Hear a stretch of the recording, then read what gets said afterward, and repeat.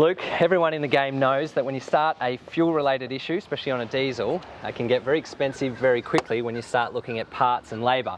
Now, for a fuel system, there's a very critical piece of information that comes from one particular sensor.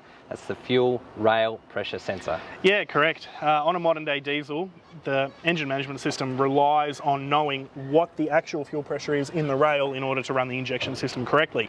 If the ECU sees a figure on the actual rail pressure that's not anywhere near the desired pressure, it'll throw the vehicle into limp mode. It'll log codes, often saying fuel pressure high, fuel pressure low. In some cases, if it detects an abnormally low fuel pressure, it'll tell you you've got a major fuel leak in the vehicle, which isn't always the case. And often that can be as a result of a faulty fuel rail pressure sensor not giving the correct information back to the ECU.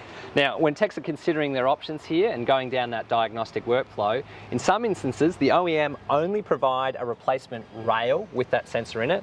Good to know though, Goss have just the sensor by itself. We sure do, yeah, which makes it a cheaper fix if your diagnosis points you towards just the sensor. You don't have to buy the complete rail, which honestly can be a little bit excessive or unnecessary. Absolutely. Now, great to know this is available across our parts network in Australia.